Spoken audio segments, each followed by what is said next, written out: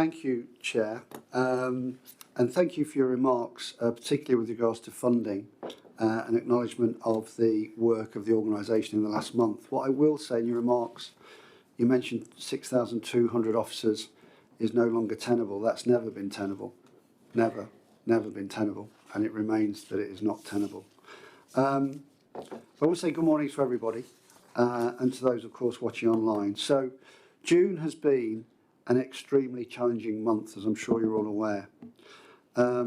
Tragically, in just the past week, my officers have begun investigations into 3 separate murders and 2 fatal road traffic accidents. The circumstances of each of these was very different, but the crushing loss felt by the loved ones of those victims is exactly the same. The lives of 5 separate families will never, ever be the same again, and the thoughts of everyone in the PSNI are with them today. As you mentioned, Chair, the brutal and senseless murder of Sarah Montgomery in Donaghadee on the 28th of June has shocked the entire community. Sarah was the mother of 2 young children, and she was pregnant at the time of her murder. Her death brings to 28 the number of women murdered in Northern Ireland since 2020. This is a profoundly shocking and depressing statistic. Our investigation into Sarah's murder is ongoing, but you will be aware an individual has been charged with her murder and charged in relation to her unborn child. That criminal justice process will now take its course. It was very moving to see the respectful and dignified vigil in Sarah's memory last night in Donaghadee, attended by so many people. Addressing violence against women and girls is a priority for this organisation, and we will do everything within our power to bring those responsible for this awful crime to justice. I promise you that. We have, as you mentioned, Chair, again witnessed widespread racially and sectarian motivated rioting and disorder across Northern Ireland in the past month. In disgraceful scenes, reminiscent of last summer, we saw hate-filled mobs throw petrol bombs, masonry, fireworks and axes at police officers, targeting homes and businesses. They targeted law-abiding, decent families from diverse communities who make Northern Ireland a better place, creating fear in people who simply want to live in peace. I can confirm the final number of injured officers as 107. 107 injured officers, many with head injuries from masonry and other missiles. I personally reached out to each and every one of those officers, and I cannot sufficiently overstate how proud I am of each of them. There is no place for such violence. These actions were not about protest. They were attacks on the very fabric of our society. What sort of Northern Ireland do we want to live in? The disorder followed a local protest after an assault against an incredibly brave young girl. Those responsible for the disorder hijacked that lawful protest, bringing further trauma upon that poor victim.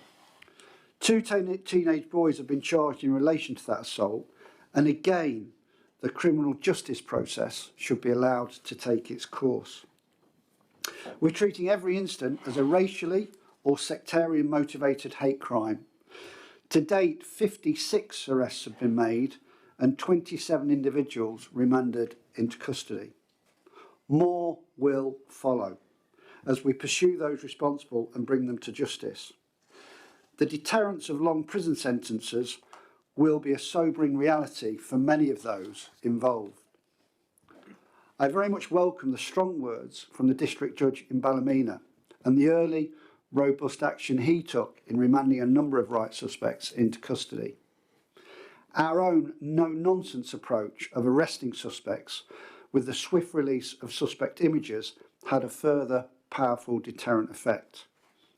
Bail decisions are a matter for the independent judiciary, but I can assure you that police will continue where it is appropriate to oppose bail for those involved in serious public disorder and attacks on our officers. I very much welcome Tuesday's statement from the Police Ombudsman, who's examined our use of force during the disorder, particularly the use of 32 AEPs, the attenuating energy projectiles. After viewing hours of CCTV and body-worn video, the Ombudsman's office concluded that police had exhausted all options before authorising the use of this force. Crucially, they said, and I quote, "In the face of sustained and significant violence, which resulted in multiple police officers being injured, police showed considerable restraint and a consistent, proportionate response. We will use the most appropriate tactics, including AEP and water cannon, to protect communities and my officers from harm. Our approach will be robust, and as demonstrated by the Ombudsman's independent scrutiny, it will be consistently applied. I'm aware of commentary suggesting that rioters are treated differently in parts of Northern Ireland. I want to be absolutely clear. We respond to public disorder without fear or favour. There is no difference to our approach based on the background or motivation of those involved. To suggest otherwise removes the focus of condemnation where it rightfully belongs, upon those using violence and spreading hate. I will always welcome fair challenges, this board knows, but it's crucial that we are collectively seen to be unequivocal in standing together against these cowardly acts of racism, hatred and violence. The restraint and professionalism demonstrated by officers during those nights of disorder was only surpassed by their outstanding bravery. The people of Northern Ireland are incredibly fortunate to have the officers and staff that we do. And I want to be very clear that on that first night of disorder in Ballymena, and I've spoken to community members involved and colleagues in other emergency services, officers of the PSNI saved people's lives, and they put their own lives at risk to do that. And we did not have enough officers there because we are not sufficiently resourced, and that has got to change.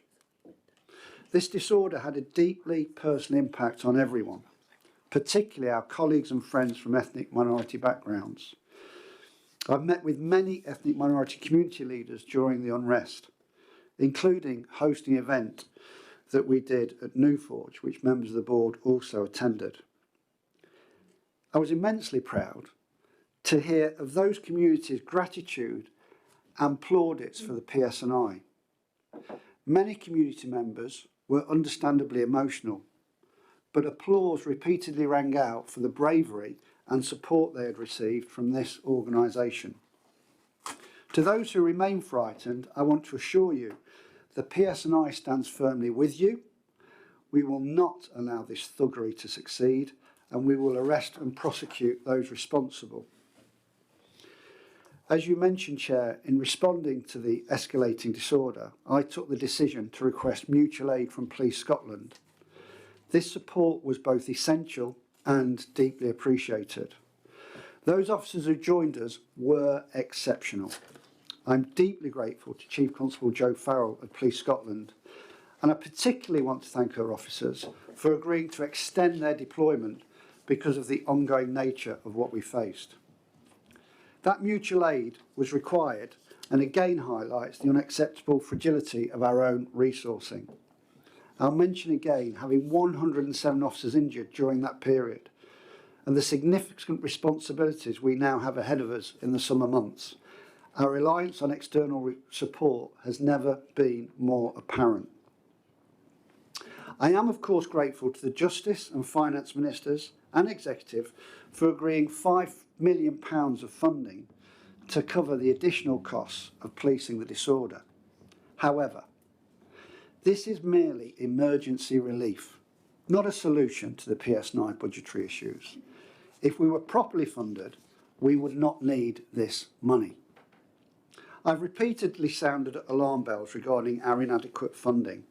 which continues into this financial year with a £21 million shortfall in our budget. No funding was allocated to the PSNI in the June monitoring for the recovery of our police numbers. Yet again, monies were allocated elsewhere. People continue to come to unnecessary harm because we do not have sufficient numbers. I will say that again. People continue to come to unnecessary harm because we do not have sufficient numbers. I continue to reference the various independent reports of the HMIC FRS, the Criminal Justice Inspectorate of Northern Ireland, the Independent Reporting Committee and the Northern Ireland Affairs Committee, amongst others, that each set out the dire consequences of our low police numbers. Warm words and a commitment to the recovery business case must be followed up with actual and full funding.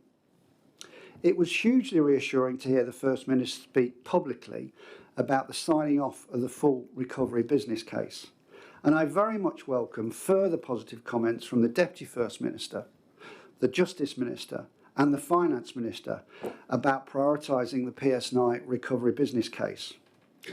But I need to be clear on two key issues. Firstly, getting to 7,000 officers is not sufficient to properly police Northern Ireland. It is simply what it says on the tin, a recovery from where we are now. The organisation should be closer to 8,000 officers and 3,000 staff. Secondly, we need the full funding of the business case. No ifs, no buts, no words. I'm recruiting at risk for the uplift on the basis that the first year of funding of £7 million is coming. But I repeat again, we have a £21 million funding shortfall, of which £7 million is for recruitment. Moving on, I was proud this month to support the excellent Police Federation for Northern Ireland's Let's Protect Them campaign, launched in Stormont. I want to especially praise the Federation for their hard work in supporting our assaulted officers, including the fact they reached out to every one of the injured officers in the recent disorder. While our people expect danger, they should never face violence simply for doing their job. Yet every year, hundreds of assaults and ramming of vehicles are directed at my officers and staff. These attacks injure colleagues, distress their families, and reduce our ability to serve the public when officers are off recovering. I will use every tactic at my disposal to address assaults against my officers and staff. Returning to the issue of violence against women and girls. As you mentioned, Chair, I've commissioned an independent review by Rachel Langdale, King's Counsel. This will benchmark the PSNI's policy, data, culture and practices in tackling domestic abuse, violence against women and girls and misogyny. I'm determined this review will deliver real change, embedding a victim and survivor-centred practice and reinforcing a zero tolerance to these issues. A final report and recommendations will be shared with the Policing Board, which I expect to be in the autumn.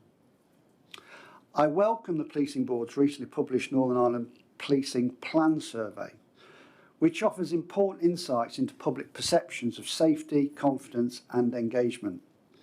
This is a key accountability measure which helps us reflect honestly on where we are succeeding and where we must do better.